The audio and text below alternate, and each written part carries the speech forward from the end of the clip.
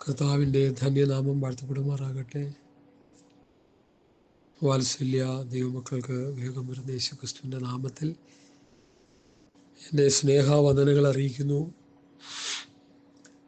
കർത്താവിൻ്റെ വരവിനോടടുത്തിരിക്കുന്ന നാളുകളിൽ തിരുവെഴുത്തുകളെയും ദൈവശക്തിയെയും അറിയേണ്ടതുപോലെ അറിഞ്ഞ് കർത്താവ് നമുക്ക് തന്നിരിക്കുന്ന പഥ്യവചനം, പഥ്യോപദേശം, കർത്താവായ യേശുക്രിസ്തുവിൻ്റെ പഥ്യവചനം, ഭക്തിക്കൊത്തുപദേശം, ക്രിസ്തുവിൻ്റെ ഉപദേശത്തിൽ നിലനിൽക്കാതെ അതിർവിട്ടു പോകുന്ന ഒരുത്തനും ദൈവമില്ല. ആ ക്രിസ്തുവിൻ്റെ ഉപദേശത്തിൽ നിലനിൽക്കുവാൻ, കർത്താവിൻ്റെ വരവിനുവേണ്ടി ഒരുങ്ങുവാൻ, അന്യതാ ഉപദേശങ്ങളെല്ലാം വിട്ട് യഥാർത്ഥ ദൈവവചനത്തിൻ്റെ നിർമ്മലമായ സത്യങ്ങൾക്കനുസരിച്ച് ക്രിസ്തു ജീവിതം ചിട്ടപ്പെടുത്തുവാൻ കർത്താവ് നമുക്ക് കൃപ തരട്ടെ എന്ന് ഞാൻ ആത്മാർത്ഥമായി ആഗ്രഹിക്കുന്നു, പ്രാർത്ഥിക്കുന്നു. മുൻവിധി കൂടാതെ ഈ ദൈവവചന പഠനം നിങ്ങളുടെ ദൈവസ്ഥലിരുന്ന് അത് ഗ്രഹിക്കണമെന്ന കർത്താവിൻ്റെ നാമത്തിൽ ഞാൻ നിങ്ങളെ ഓർപ്പിക്കുന്നു. നീണ്ട 25-30 വർഷം ഒരു പെന്തക്കോസ്ത് അനുഭവത്തിൽ ജീവിച്ചിട്ട് പോലും ഈ പുതിയ നിയമ വചന വ്യവസ്ഥ എന്താണെന്ന് വേണ്ട രീതിയിൽ എനിക്ക് മനസ്സിലാക്കാൻ കഴിഞ്ഞില്ല. എന്ന് പറയുമ്പോൾ പഴയ നിയമം വേണ്ടെന്നൊന്നും അർത്ഥമാകുന്നില്ല. പഴയ നിയമം നിഴലായിട്ടും പുതിയ നിയമം പൊരുളായിട്ടും നമ്മൾ പഠിക്കുന്നുണ്ട്, പഠിപ്പിക്കുന്നുണ്ട്. എന്നാൽ വളരെ കൃത്യമായി ഫോക്കസ് ചെയ്യുന്നത് പുതിയ നിയമത്തെ ആണെന്നുള്ളത് ഞാൻ എടുത്തു പറയട്ടെ. കാരണം അത് നമുക്ക് തന്ന പ്രമാണമായതുകൊണ്ട്.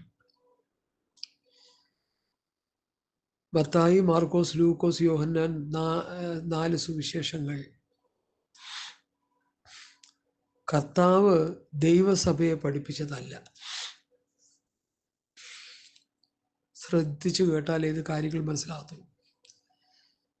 അത് കർത്താവ് ശിഷ്യന്മാരെ പഠിപ്പിച്ചതാണ്. അതിലേറ്റവും ശ്രദ്ധേയമായ പഠനം ഗിരിപ്രഭാഷണം, മത്തായി 5:6-7. ലോകത്തുള്ള എല്ലാ പ്രാസംഗികരും ജാതിമത ഭേദമന്യേ ആ ഗിരിപ്രഭാഷണത്തിലെ വാക്കുകൾ ഉച്ചരിക്കാറുണ്ട്. കാരണം അതിൻ്റെ ആഴം അത്ര വലുതാണ്. എന്നാൽ ലേഖനങ്ങളുടെ പഠനം എന്നുള്ളത് പുതിയ നിയമസഭയ്ക്ക് വേണ്ടിയുള്ള പ്രമാണമാണ് എന്ന് നമ്മൾ ഗ്രഹിക്കണം. ഞാനീ പഠിപ്പിക്കുന്ന കാര്യങ്ങൾക്ക് വികലമായ അല്ലെങ്കിൽ ഒത്തിരി വ്യത്യസ്തമായ അഭിപ്രായങ്ങൾ ഉണ്ടാകും. അതൊന്നും ഞാൻ ശ്രദ്ധിക്കുന്നില്ല. തെറ്റാണെങ്കിൽ തെറ്റാണെന്ന് എന്നോട് പറയുന്നതിൽ കുഴപ്പമില്ല, എന്ന് തിരുത്താം നമുക്ക്. ശരി മാത്രം അറിഞ്ഞവരാരും ലോകത്തിലില്ല. തെറ്റും ശരിയൊക്കെ നമ്മുടെ ജീവിതത്തിൽ വരാറുണ്ട്. എന്നാൽ പുതിയ നിയമ ഉപദേശം നമ്മൾ പഠിക്കുമ്പോൾ ഒരു കാര്യകാരണ സഹിതം നമ്മൾ ഒന്ന് പഠിക്കാനായിട്ട് ശ്രമിക്കുക ചെയ്തു. ഞാൻ നേരത്തെ പറഞ്ഞു, മത്തായി, മാർക്കോസ്, ലൂക്കോസ്, യോഹന്നാൻ സുവിശേഷങ്ങൾ കർത്താവ് ശിഷ്യന്മാരെ പഠിപ്പിച്ചതാണ്. അപ്പൊ പുതിയ നിയമസഭയ്ക്കോ? ശ്രദ്ധിക്കണേ, പുതിയ നിയമത്തിലെ 2 വേദഭാഗങ്ങൾ ഞാൻ കുറിവാക്യമായിട്ട് വായിക്കുന്നു. ഞാൻ നിങ്ങളോട് കൽപ്പിച്ചതൊക്കെയും പ്രമാണിപ്പാൻ തക്കൊണ്ട് ഉപദേശിച്ചുകൊണ്ട് സകല ജാതികളെയും ശിഷ്യരാക്കിക്കൊള്ളുവിൻ. ഞാനോ ലോകാവസാനത്തോളം എല്ലാ നാളും നിങ്ങളോട് കൂടെയുണ്ട്. ഇതാണ് നമ്മുടെ കുറിവാക്യം. ഈ വാക്യത്തിൽ നിന്നാണ് നമ്മൾ പിന്നെ ബഹുദൂരം പുതിയ നിയമത്തിലൂടെ സഞ്ചരിച്ച് പല കാര്യങ്ങളുടെ വ്യക്തമായ ഉപദേശ തത്വങ്ങൾ നമ്മൾ പഠിച്ചെടുക്കാൻ ശ്രമിക്കുന്നത്. അത് പറയാനുണ്ടായ പശ്ചാത്തലം 28:16 മുതൽ. എന്നാൽ 11 ശിഷ്യന്മാർ ഗലീലയിൽ യേശു അവരോട് കൽപ്പിച്ചിരുന്ന മലയ്ക്ക് പോയി. അവനെ കണ്ടപ്പോൾ അവർ നമസ്കരിച്ചു. ചിലരോ സംശയിച്ചു. യേശു അടുത്ത് ചെന്ന്, സ്വർഗത്തിലും ഭൂമിയിലും സകല അധികാരം എനിക്ക് നൽകപ്പെട്ടിരിക്കുന്നു. ആകയാൽ നിങ്ങൾ പുറപ്പെട്ട് പിതാവിൻ്റെയും പുത്രൻ്റെയും പരിശുദ്ധാത്മാവിൻ്റെയും നാമത്തിൽ സ്നാനം കഴിപ്പിച്ചും ഞാൻ നിങ്ങളോട് കൽപ്പിച്ചതൊക്കെയും പ്രമാണിപ്പാൻ കൊണ്ട് ഉപദേശിച്ചുകൊണ്ട് സകല ജാതികളെയും ശിഷ്യരാക്കിക്കൊള്ളുവീൻ. കർത്താവിൻ്റെ ഗ്രേറ്റ് കമ്മീഷൻ്റെ ഒരു പ്രധാന ഭാഗമാണ് ഞാൻ നിങ്ങളെ വായിച്ചു കേൾപ്പിച്ചത്.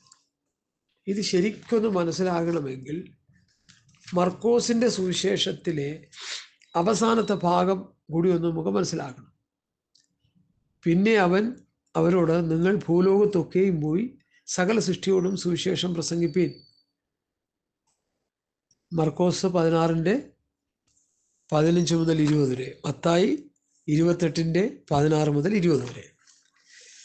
പിന്നെ അവൻ അവരോട്, നിങ്ങൾ ഭൂലോകത്തിലൊക്കെയും പോയി സകല സൃഷ്ടിയോടും സുവിശേഷം പ്രസംഗിപ്പീൻ. വിശ്വസിക്കുകയും സ്നാനമേൽക്കുകയും ചെയ്യുന്നവൻ രക്ഷിക്കപ്പെടും, വിശ്വസിക്കാത്തവൻ ശിക്ഷാവിധിയിലാകപ്പെടും.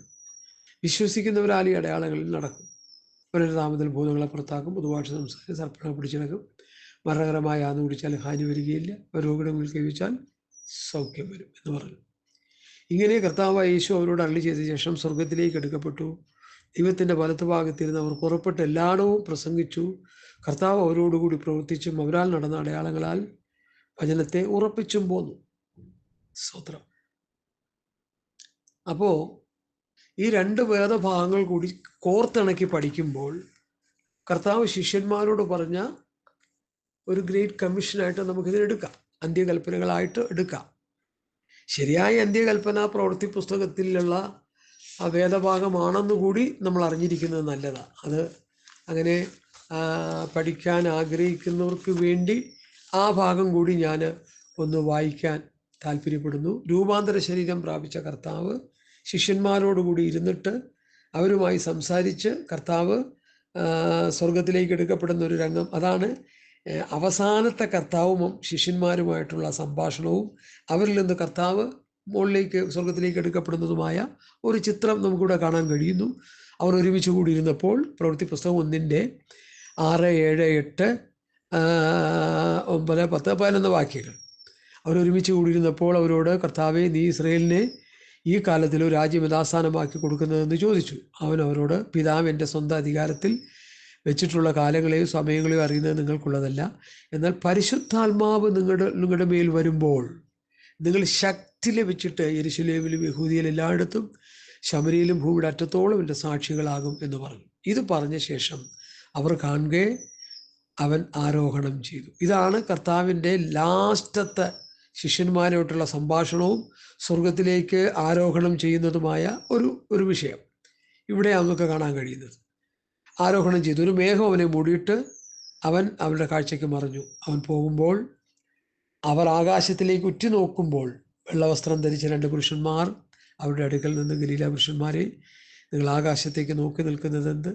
നിങ്ങളെ വിട്ട് സ്വർഗാരോഹണം ചെയ്ത യേശുവിനെ സ്വർഗത്തിലേക്ക് പോകുന്നവനായി നിങ്ങൾ കണ്ടതുപോലെ തന്നെ അവൻ വീണ്ടും വരും എന്ന് പറഞ്ഞു. അപ്പോൾ മത്തായിയിൽ നമ്മൾ വായിച്ചു, ഞാൻ നിങ്ങളോട് കൽപ്പിച്ചു നോക്കുകയും പ്രമാണിപ്പാൻ കൊണ്ട് ഉപദേശിച്ചുകൊണ്ട് സകല ജാതികളെ ശിഷ്യരാക്കിക്കൊള്ളുകയും.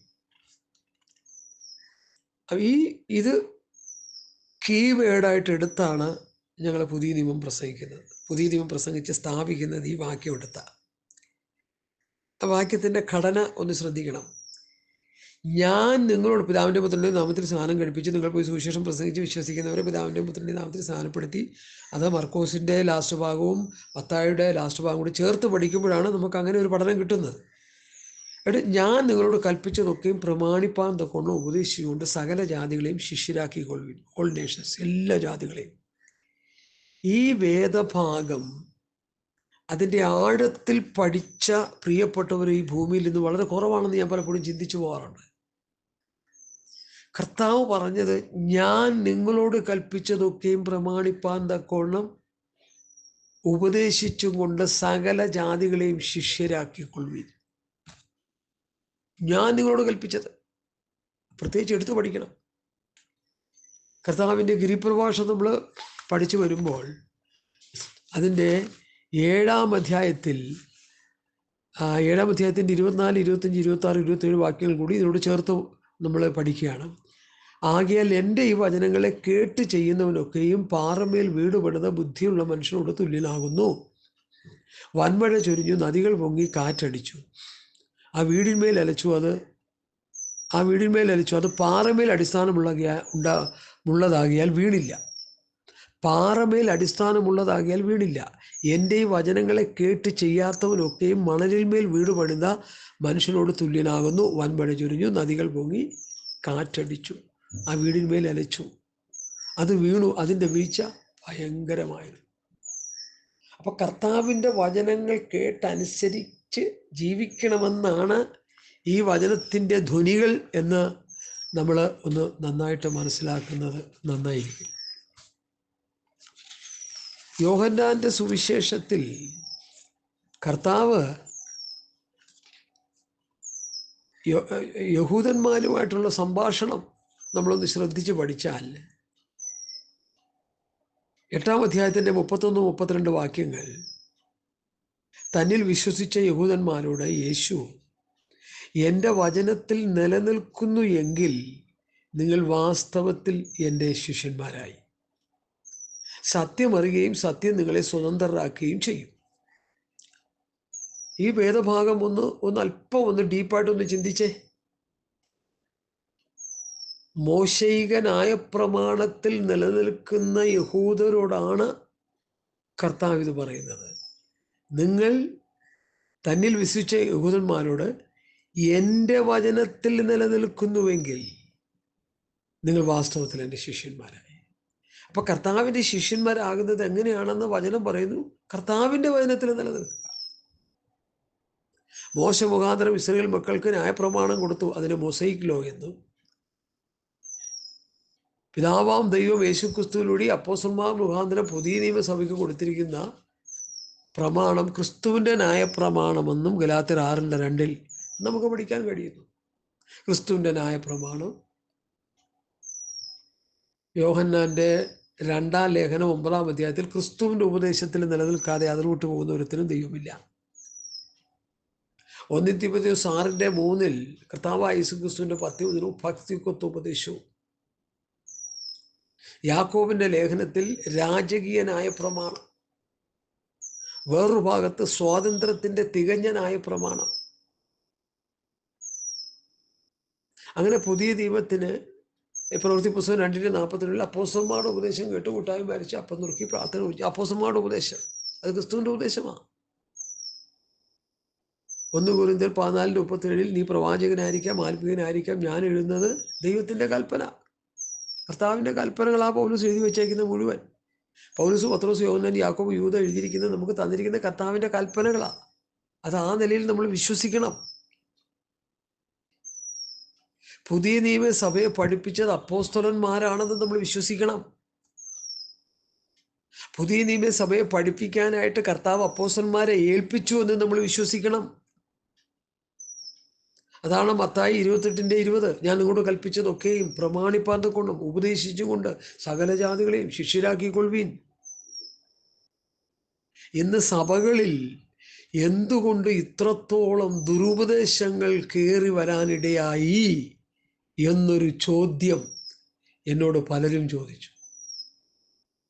ഞാൻ അവർക്ക് കൊടുത്ത മറുപടി, പുതിയ നിയമസഭയുടെ ഉപദേശമായ അപ്പോസ്തലിക ഉപദേശം, ക്രിസ്തുവിൻ്റെ ഉപദേശം, കർത്താവായ യേശുക്രിസ്തുവിൻ്റെ പത്യവചനം, ഭക്തിക്കൊത്ത ഉപദേശം എന്ന നിലയിൽ സഭയെ പഠിപ്പിക്കാൻ കഴിയാതെ പോയി. അതുകൊണ്ടാണ് സഭകൾ ഇത്ര വികലമായി പോകാൻ കാരണം.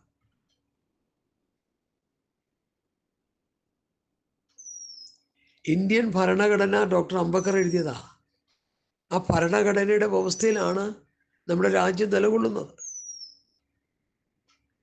അതുപോലെ ഓരോ രാജ്യങ്ങൾക്കും ഒരു ഭരണഘടനയുണ്ട്, ഒരു വ്യവസ്ഥിതികളുണ്ട്, ഒരു ടേംസ് ആൻഡ് കണ്ടീഷനുണ്ട്. ഒരു ഫ്രിഡ്ജ് വാങ്ങുമ്പോൾ ചില പാർട്സുകൾക്ക് 2 വർഷം, ചില പാർട്സുകൾക്ക് 3 വർഷം, ഇങ്ങനെ ഒരു 3-4 വർഷം അവർ തരും. ഒരു 25 വർഷം കഴിഞ്ഞ് ഒരു ഫ്രിഡ്ജും പൊക്കി എടുത്തുകൊണ്ട് ഒരു അമ്മാവൻ കടയിൽ കൊണ്ടുവന്നിട്ട് ഇതൊന്ന് നന്നാക്കി തരണം, ഇത് റിപ്പയർ ചെയ്യണം, ഇവിടെ നിന്ന് മേടിച്ചാന്ന് പറഞ്ഞാൽ അവർ പറയും, എവിടെ ഇതിൻ്റെ ടേംസ് ആൻഡ് കണ്ടീഷൻ, ബില്ലെവിടെ? ആ ബില്ലിൻ്റെ പുറകിൽ എഴുതിയിട്ടുണ്ട് എത്ര വർഷം, ഏതൊക്കെ പാർട്സ്. നമുക്ക് തോന്നുന്നത് പോലെ 10-15 വർഷം കഴിഞ്ഞിട്ട് പൊക്കി എടുത്തുകൊണ്ടെന്ന് അവർ പറയും, ആ വന്ന വണ്ടിക്ക് തിരിച്ചു വിട്ടോളാൻ പറയും. ഈ പൊക്കി കൊണ്ടുവന്ന ഓട്ടോറിക്ഷ അവിടെ കിടപ്പുണ്ട്, അതിലോട്ട് എടുത്ത് വെച്ച് കൊണ്ടുപോക്കോ, ഇത്ര വർഷമായി, കാലഹരണപ്പെട്ടു പോയി. മോശയികനമാ പ്രമാണം, അതിന് മോശയുടെ പ്രമാണം യോഹന്നാന്റെ കാലഘട്ടം വരെ ആയിരുന്നു ആ പ്രമാണത്തിന് വാല്യൂ.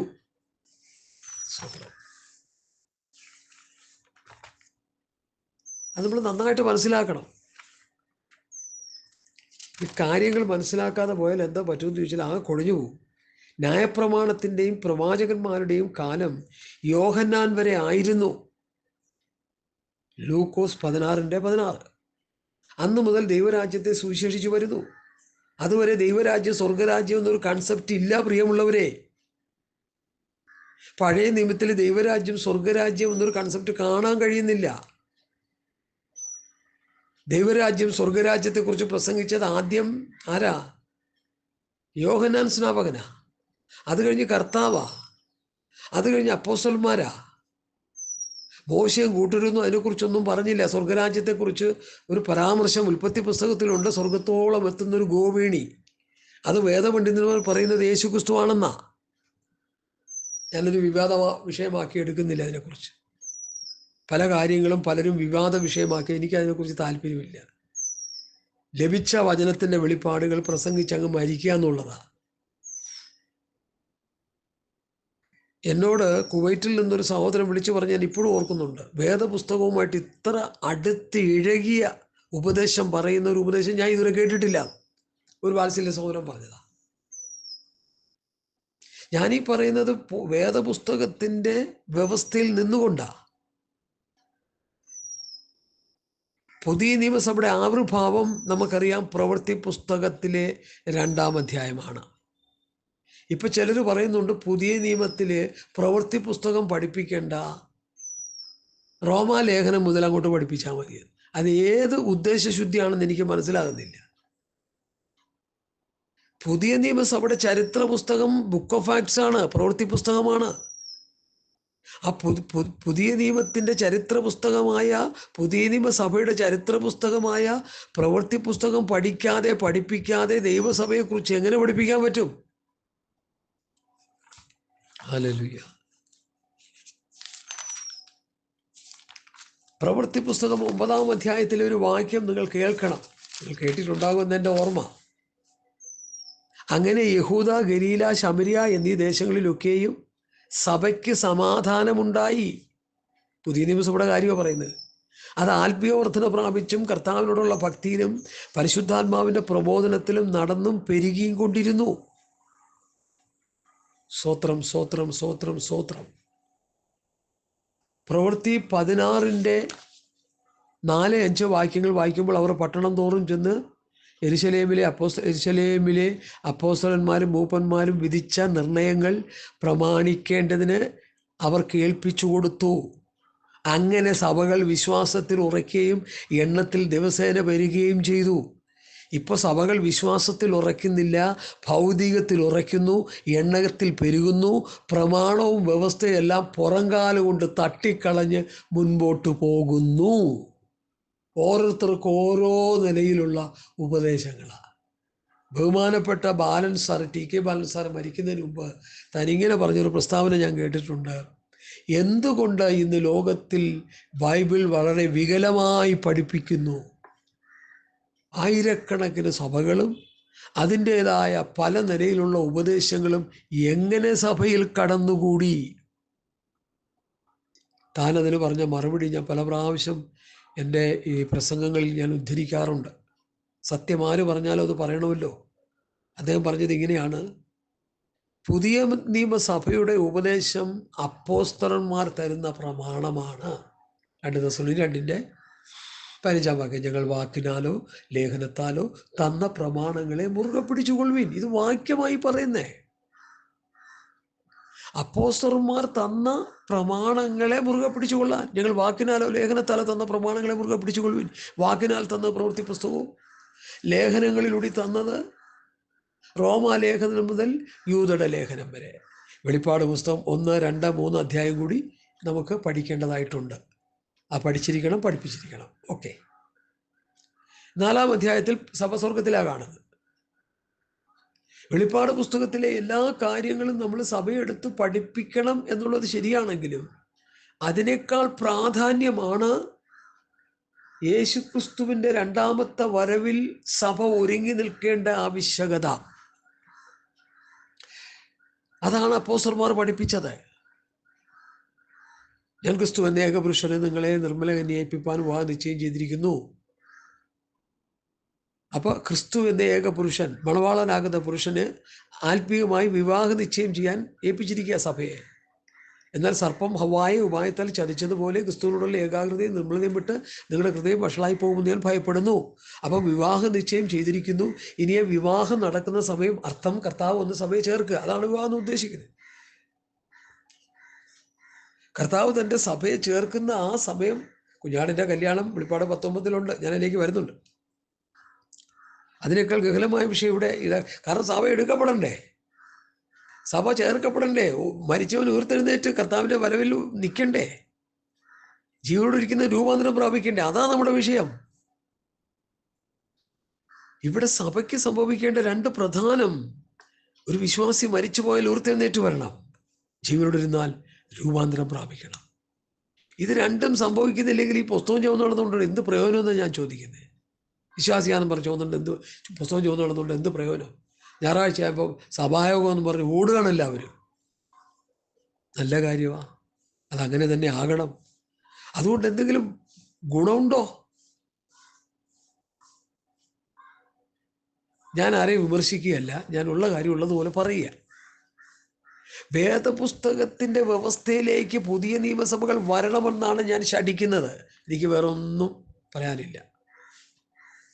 ഈ പുസ്തകത്തിൽ എഴുതിയിരിക്കുന്ന പുതിയ നിയമസഭയുടെ പ്രമാണത്തിലേക്ക് ഇന്ന് കാണുന്ന സഭകൾ, കൂട്ടങ്ങൾ വരണമെന്ന് ഞാൻ ആത്മാർത്ഥമായി ആഗ്രഹിക്കുകയും പ്രാർത്ഥിക്കുകയും ചെയ്യുന്ന ഒരു സാധു മനുഷ്യനാണ്. ഈ പ്രസംഗം കേൾക്കുന്ന എല്ലാവരെയും ഇനി നമുക്ക് ഒരുമിച്ച് കാണാമെന്നോ നമുക്കൊരുമിച്ച് കൂട്ടായ്മ കൂടാമെന്നോ ഒന്നും ആരും പ്രതീക്ഷിക്കേണ്ട. നടന്നു എന്ന് വരികയില്ല. നടന്നാൽ ഭാഗ്യം. അതിനു മുമ്പ് കർത്താവ് വരികയോ അല്ലെങ്കിൽ നമ്മൾ മരണം വഴിയായി ലോകത്തിന് മാറ്റപ്പെടുകയോ ചെയ്തേക്കാം, ഒരു പക്ഷേ. എന്നാൽ ഈ കാര്യം നമ്മൾ അറിയാതെ പോകരുത്. ഈ തിരുവചന സത്യങ്ങൾ നമ്മൾ അറിയാതെ പോകരുത്. നിങ്ങൾ തിരുവഴുത്തുകളെയും ദൈവശക്തി അറിയാകിയാൽ തെറ്റിപ്പോകുന്നു. അപ്പോസ്തലന്മാർ തന്ന പ്രമാണം അനുസരിക്കുന്നെങ്കിൽ നമ്മൾ ശാപഗ്രസ്തരാണെന്ന് പൗലൂസ് പഠിപ്പിക്കുക. പുതിയ നിയമസഭയുടെ അതിശ്രേഷ്ഠ അപ്പോസ്തലൻ പൗലൂസാണ്. ഇന്ന് രക്തം ചൊരിയുന്ന ദമസ്കോസ് എന്ന സിറിയയുടെ പട്ടണത്തിൽ വെച്ച് ദൈവം അവനെ സന്ദർശിച്ചു. ശൗലേ ശൗലേ, നീ എന്നെ ഉപദ്രവിക്കുന്നത് എന്താ?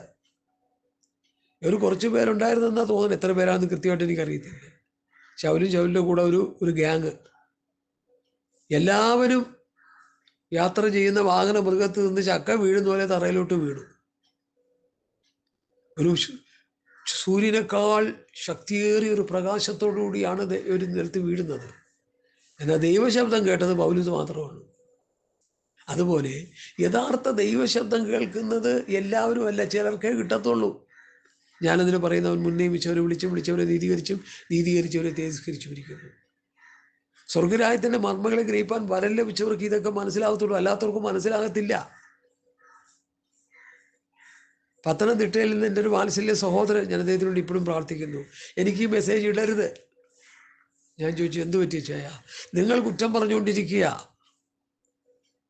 ഞാൻ പറഞ്ഞ കുറ്റമല്ല, ഉള്ളതാ പറയുന്നത്. ഈ പാസ്റ്റർമാര്, ഇന്ന് കാണുന്ന ഈ കൾട്ടുപദേശിമാർ അല്ലെങ്കിൽ പ്രോസ്പെരിറ്റിക്കാർ വന്ന് പറയുന്ന എത്രയോ പോഷത്വങ്ങൾ, എത്രയോ അവിവേകങ്ങൾ, എത്രയോ വചനവിരുദ്ധമായ കാര്യങ്ങൾ, പുറത്ത് പറയാൻ ലജ്ജിക്കേണ്ട കാര്യങ്ങൾ വിളിച്ചു പറഞ്ഞിട്ട് ഇവിടെ ആർക്കും പരാതിയില്ലല്ലോ. അതെല്ലാം വെട്ടി വിഴുങ്ങുകയാണല്ലോ അവര്. ഈ എതിർക്കുന്നവരൊക്കെ ചിന്തിച്ചോണം കേട്ടോ. ഈ പറയുന്നത് നിങ്ങളൊന്ന് ശ്രദ്ധിച്ചോണം. നിങ്ങളിത് എതിർക്കുമ്പോൾ ഞാൻ ഈ ചോദിക്കുന്നതിന് മറുപടി നിങ്ങൾ പറയണം. ഇന്ന് കാണുന്ന ഈ പ്രസംഗത്തിൻ്റെ പുൾപിറ്റുകളിൽ നിന്നുകൊണ്ട് വലിയ വലിയ കോടിക്കണക്കിന് രൂപ മുടക്കി കൺവെൻഷൻ നടത്തിയിട്ട് ആ പുൾപിറ്റുകളിൽ വിളിച്ചു പറയുന്ന പോഷത്വങ്ങളും ദുരുപദേശങ്ങളും അവിവേകങ്ങളും ജനം കേട്ടുകൊണ്ടിരിക്കുന്നല്ലോ. എന്തുകൊണ്ട് അവരത് കേട്ടുകൊണ്ടിരിക്കുന്നത്? ഇവർ വിശ്വാസികളല്ലേ, ഇവർ രക്ഷിക്കപ്പെട്ടവരല്ലേ, ഇവർ സ്നാനപ്പെട്ടവരല്ലേ, ഇവർ പരിശുദ്ധാംശം പ്രാപിച്ചവരല്ലേ, ഇവർ ആത്മാവിനാൽ നടത്തപ്പെടുന്നവരല്ലേ? എന്തുകൊണ്ട് ഈ പോഷത്വങ്ങൾ അവർ കേട്ടുകൊണ്ടിരിക്കുന്നു? അപ്പൊ സഭ എവിടെ നിൽക്കുന്നു? കർത്താവിൻ്റെ സഭ എവിടെ നിൽക്കുന്നു? അപ്പോ ചോദ്യമാണ്. ഹല്ലേലൂയ. ഒരു ദൈവഭൃത്യൻ എഴുതിയൊരു പുസ്തകത്തിൽ ഇങ്ങനെ ഒരു കൊട്ടേഷൻ ഉണ്ട്: പുതിയ നിയമസഭ അതിൻ്റെ പാത വിട്ട് അബദ്ധസഞ്ചാരം ചെയ്തുകൊണ്ടിരിക്കുന്നു. അബദ്ധസഞ്ചാരം, അതായത് ശരിയായ റൂട്ട് മാറിപ്പോയിക്കൊണ്ടിരിക്കുന്നു. ട്രെയിനിന് അതിന് അനുവദിക്കപ്പെട്ടിരിക്കുന്ന ട്രാക്കിലൂടെ മാത്രമേ ഓടാൻ പറ്റുള്ളൂ. ആ പാളം വിട്ട് തറയിലോട്ട് ഇറങ്ങിയ വിവരം അറിയും, എല്ലാം കൂടി തലകുത്തി തറയിൽ കിടക്കും. ആ പാളത്തിലൂടെ കൃത്യമായിട്ട് അതിന് ഓടാം. അതിനനുസരിച്ചാണ് അത് ചെയ്തിരിക്കുന്നത്. എന്താ പറഞ്ഞാൽ പുതിയ നിയമസഭയ്ക്ക് ഒരു വ്യവസ്ഥ തന്നിട്ടുണ്ട്, ഒരു പ്രമാണം തന്നിട്ടുണ്ട്. നിങ്ങൾ വാക്കിനാലോ ലേഖനത്താലോ തന്ന പ്രമാണം, ആ പ്രമാണം വിട്ടുപോയാൽ പോയി. അതുകൊണ്ടാണ് 1 തിമോഥെയോസ് 6 പറഞ്ഞിരിക്കുന്നത് നിത്യജീവനെ മുറുകെ പിടിച്ചുകൊള്ളുക, സാക്ഷാലുള്ള ജീവനെ മുറുകെ പിടിച്ചുകൊള്ളുക, നിത്യജീവനെ പിടിച്ചുകൊള്ളുക, സാക്ഷാലുള്ള ജീവനെ പിടിച്ചുകൊള്ളുക. എന്താ ഈ നിത്യജീവൻ? എന്താ ഈ സാക്ഷാലുള്ള ജീവൻ? ഞങ്ങൾ വാക്കിനാലോ ലേഖനത്താലോ തന്ന പ്രമാണങ്ങളെ മുറുകെ പിടിച്ചുകൊള്ളുക. പ്രമാണം എപ്പോ വിടുമോ അവിടെ വെച്ച് പോയി ദൈവമായിട്ടുള്ള ബന്ധം. നടത്തിപ്പുകാരനായ മോശയ്ക്ക് എന്താ വാഗ്ദത്ത കനാലിൽ പ്രവേശിക്കാൻ പറ്റാത്തത്? മറുപടി നിങ്ങൾ പറഞ്ഞാൽ മതി. മിസ്രയീമിൽ നിന്ന് ഇറങ്ങി പ്രൈസ് ആൻഡ് വേർഷിപ്പ് മിരിയാമിൻ്റെ നേതൃത്വത്തിൽ നടത്തി തുള്ളിച്ചാടി സന്തോഷിച്ച് പാട്ടും പാടി ഇറങ്ങിത്തിരിച്ചാണല്ലോ. എന്തുകൊണ്ട് കനാൻ ദേശത്ത് പ്രവേശിച്ചില്ല? എന്തുകൊണ്ട് വഴിയിൽ വെച്ച് അവരെ തള്ളിയിട്ട് കളഞ്ഞു? എന്തുകൊണ്ട് അവരുടെ ശവങ്ങൾ മരുഭൂമിയിൽ വീണുപോയി? ഇതൊക്കെ എബ്രായ ലേഖനത്തിൽ പറയുന്ന പദങ്ങളാണ് ഞാൻ ഈ പറയുന്നത്. എടുത്തു പറയാൻ എൻ്റെ മുമ്പിൽ സമയമില്ല. റെഫറൻസ് എവിടെയാണെന്ന് ചോദിക്കുമ്പോൾ ഞാൻ പറഞ്ഞുതരാൻ വേണമെങ്കിൽ. അവരുടെ ശവങ്ങൾ മരുഭൂമിയിൽ വീണുപോയി, അവരെ മരുഭൂമിയിൽ തള്ളിയിട്ട് കളഞ്ഞു. ഹല്ലേലൂയ, സ്തോത്രം. ന്യായാധിപന്മാരുടെ പുസ്തകം 6-ാം അധ്യായത്തിൽ അവിടെ ഒരു പ്രയോഗമുണ്ട്. ആ പ്രയോഗം ഞാൻ നിങ്ങളെ ഒന്ന് വായിച്ച് കേൾപ്പിക്കാം. എല്ലാ കാര്യങ്ങളും അങ്ങനെ പറഞ്ഞു പോയാൽ പറ്റത്തില്ല. പുതിയ നിയമത്തിലെ കാര്യങ്ങൾ നമുക്ക് നന്നായിട്ട് അറിയാമല്ലോ, അതുകൊണ്ട് ഞാനത് വായിക്കുന്നില്ല. ഈ പഴയ നിയമത്തിലെ ന്യായാധിപന്മാരുടെ പുസ്തകം ജഡ്ജസ് 6-ാം അധ്യായത്തിൻ്റെ 1 വാക്യങ്ങൾ: ഇസ്രായേൽ മക്കൾ പിന്നെയും യഹോവയ്ക്ക് അനിഷ്ടമായത് ചെയ്തു. യഹോവ അവരെ 7 സംവത്സരം മിദ്യാന്റെ കയ്യിൽ ഏൽപ്പിച്ചു. മിദ്യാൻ ഇസ്രായേലിൻ്റെ മേൽ ആധിപത്യം സ്ഥാപിച്ചു. ഇസ്രായേൽ മക്കൾ മിദ്യാനുകളുടെ നിമിത്തം പർവ്വതങ്ങളിലെ ഗുഹകളിലും ദുർഗങ്ങളും ശരണമാക്കി. ഇസ്രായേൽ വിതച്ചിരിക്കുമ്പോൾ മിദ്യാന്യരും അമാലേക്കരും കിഴക്ക് ദേശക്കാരും അവരുടെ നേരെ വരും. അവർക്ക് വിരോധമായി പാളയമിറങ്ങി ഗസ വരെ നാട്ടിലെ വിള നശിപ്പിക്കും. ഇസ്രായേലിന് ആഹാരമോ ആടോ മാടോ കഴുതയോ ഒന്നും ശേഷിപ്പിക്കുകയില്ല. അവർ തങ്ങളുടെ കന്നുകാലികളും കൂടാരങ്ങളുമായി പുറപ്പെട്ട വെട്ടുകിളി പോലെ കൂട്ടമായി വരും. അവരും അവരുടെ ഒട്ടകങ്ങളും അസംഖ്യമായിരുന്നു. അവർ ദേശത്ത് കടന്ന് നാശം ചെയ്യും. ഇങ്ങനെ മിദ്യാന്യരാൽ ഇസ്രായേൽ ഏറ്റവും ക്ഷയിച്ചു. അങ്ങനെ ക്ഷയിച്ചു കഴിഞ്ഞപ്പോൾ ഇസ്രായേൽ മക്കൾ യഹോവയോട് നിലവിളിച്ചു. യഹോവ ഒരു ന്യായാധിപനെ എഴുന്നേൽപ്പിക്കുന്നു. ന്യായാധിപന്മാരുടെ പുസ്തകം എന്നുള്ളത് ഇസ്രായേൽ മക്കൾ ആത്മീയമായി തകർന്ന് തരിപ്പണമാകുമ്പോൾ ദൈവം ഒരു മനുഷ്യനെ എഴുന്നേൽപ്പിച്ച് അവൻ്റെ നേതൃത്വത്തിൽ അവൻ കിടന്ന് നിലവിളിച്ച് അവൻ ഈ ജനത്തെ ഉണർത്തി. അവൻ ശത്രുക്കളോട് യുദ്ധം ചെയ്യുകയും വിജയം വരിക്കുകയും പിന്നെ കുറേ കഴിയുമ്പോൾ പിന്നെയും ജനം പാപം ചെയ്യുകയും പിന്നെയും യഹോവയ്ക്ക് അനിഷ്ടമായി ചെയ്യുകയും പിന്നെയും ദൈവം ഒരു ന്യായാധിപനെ എഴുന്നേൽപ്പിക്കുകയും അവൻ്റെ നേതൃത്വത്തിൽ പിന്നെയും മടങ്ങി വരികയും പിന്നെയും പാപം ചെയ്യുകയും പിന്നെയും ന്യായാധിപനെ എഴുന്നേൽപ്പിക്കുകയും പിന്നെയും ആ വ്യക്തിയുടെ കീഴിൽ ദൈവത്തോട് നിലവിളിക്കുകയും പിന്നെയും മടങ്ങി വരികയും പിന്നെയും വിടുവിക്കുകയും ആ ഒരു ചരിത്രമാണ് ന്യായാധിപന്മാരുടെ പുസ്തകം നമുക്ക് തരുന്നത്. എല്ലാവരും വായിച്ച് പഠിച്ചോണം. ഇപ്പം അങ്ങോട്ട് അധികം പോകാൻ സമയമില്ല. അപ്പൊ ദൈവപ്രമാണം അനുസരിക്കാതെ വരുമ്പോൾ ഏത് യുഗങ്ങളിലാണെങ്കിലും ദൈവം അവരെ ശിക്ഷ വിധിക്കുന്ന ചരിത്രം സത്യവേദ പുസ്തകം നമുക്ക് തരുന്നുണ്ട്. ഡിസ്പെൻസേഷൻ എന്നൊരു പഠനം വേദപണ്ഡിതന്മാരുടെ ഇടയിലുണ്ട്. ഞാൻ അതിനെക്കുറിച്ച് വളരെ ഷോർട്ടായിട്ട് നിങ്ങളോട് പറയാം. 9 യുഗങ്ങളെക്കുറിച്ച് പുസ്തകം പറയുന്നുണ്ട്. 1 നിഷ്പാപയുഗം, 2 മനസാക്ഷി യുഗം, 3 മാനുഷിക ഭരണയുഗം, 4 വാഗ്ദത്ത യുഗം, 5 ന്യായപ്രമാണയുഗം, 6 നൗ ഇപ്പോഴുള്ള കൃപായുഗം, 7 മഹോദ്രവയുഗം, 8 സഹസ്രാബ്ദ വാഴ്ച അല്ലെങ്കിൽ 1000 ആണ്ട് വാഴ്ചയുടെ യുഗം, 9 നിത്യയുഗം. ഒക്കെ 10-12 പലരും പഠിപ്പിക്കും. എനിക്ക് കിട്ടിയ പഠനമാണ് ഞാൻ പറഞ്ഞത്. ഈ ഓരോ യുഗത്തിലും ദൈവം ഓരോ നിലയിലാണ് ജനത്തോട് ഇടപെടുന്നത്. നിഷ്പാപയുഗത്തിലെ വ്യവസ്ഥയല്ല മനസാക്ഷി യുഗം. മനസാക്ഷി യുഗത്തിന്റെ വ്യവസ്ഥയല്ല മാനുഷിക ഭരണയുഗം. മാനുഷിക ഭരണയുഗത്തിലെ വ്യവസ്ഥയല്ല വാഗ്ദത്ത യുഗം. വാഗ്ദത്ത യുഗത്തിന്റെ പ്രമാണമല്ല ന്യായപ്രമാണ യുഗം. ന്യായപ്രമാണ യുഗത്തിന്റെ വ്യവസ്ഥയല്ല കൃപായുഗം. കൃപായുഗത്തിന്റെ വ്യവസ്ഥയല്ല മഹോദരകാലത്തെ യുഗം. മഹോദരകാലത്തെ വ്യവസ്ഥയല്ല സഹസ്രാബ്ദ യുഗം. സഹസ്രാബ്ദ യുഗത്തിലെ വ്യവസ്ഥയല്ല നിത്യയുഗം. ഹല്ലേലൂയ. ഈ 9 യുഗങ്ങളിലും ഏകദേശം സുമാർ 9 നിലയിലാണ് ദൈവത്തിന്റെ ജനത്തോടുള്ള ഇടപെടൽ. അത് ഈ പുസ്തകത്തിലൂടെ നമ്മൾ പഠിച്ച് മനസ്സിലാക്കണം. ഞാൻ അതിലേക്കൊന്നും പോകുന്നില്ല. അപ്പോൾ നമ്മൾ പഠിച്ചു വരുന്നത്, കർത്താവ് ഈ ഭൂമിയിൽ വന്ന് ഫലസ്തീൻ നാട്ടിൽ തൻ്റെ ശുശ്രൂഷ ആരംഭിച്ചു. ഗലീല പ്രദേശത്ത് കർത്താവ് കടൽപ്പുറത്തുകൂടി നടന്ന് അങ്ങനെ കർത്താവിൻ്റെ പിതാവ് തനിക്ക് കൊടുത്ത വചനം, പിതാവേ നീ എനിക്ക് തന്ന വചനം ഞാൻ അവർ കൊടുത്തു. പിതാവ് കൊടുത്ത വചനമാണ് യേശു പ്രസംഗിച്ചുകൊണ്ടിരുന്നത്. യേശുവിൻ്റെ സ്വന്തം അഭിപ്രായങ്ങളൊന്നും പറയാനില്ലായിരുന്നു. യേശു പിതാവിനെ പ്രസാദിപ്പിച്ച് പിതാവിന് കീഴ്പ്പെട്ടിരുന്നു. പിതാവിൻ്റെ ഇഷ്ടം മുഴുവൻ പുത്രൻ നിറവേറ്റി. അത് കഴിഞ്ഞപ്പോൾ പിതാവ് പറഞ്ഞു, ഇവൻ എൻ്റെ പ്രിയപുത്രൻ, ഇവന് ചെവി കൊടുപ്പീൻ. ഞാൻ എൻ്റെ കൽപ്പനകൾ പ്രമാണിച്ച് അവൻ്റെ സ്നേഹത്തിൽ വസിക്കുന്ന പോലെ നിങ്ങൾ എൻ്റെ കൽപ്പനകൾ പ്രമാണിച്ചാൽ എൻ്റെ സ്നേഹത്തിൽ വസിക്കും.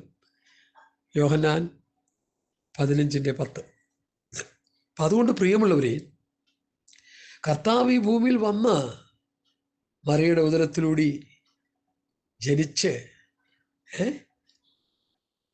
വളർന്ന്, ആ ഭാഗങ്ങളൊന്നും ഞാൻ വിശദീകരിക്കാൻ പോകുന്നില്ല. യെരുശലേമിൽ യേശു കുഞ്ഞിനെയും കൊണ്ട് ദേവാലയത്തിൽ പോയ വിഷയം ഒന്ന് പറയാനായിട്ടൊരു പ്രേരണ കിട്ടുന്നുണ്ട്. യെരുശലേമിൽ പോയി തിരിച്ചു വന്ന വഴിക്ക് യേശു മിസ്സായി. അവിടെ സുവിശേഷം പറയുന്ന ഭാഗം മാത്രം പറഞ്ഞു പോകാം. യേശു കൂടെ ഉണ്ടെന്ന് ഊഹിച്ചു. ഇന്ന് പലർക്കും കർത്താവ് കൂടെ ഉണ്ടെന്നുള്ള ഊഹം മാത്രമേ ഉള്ളൂ.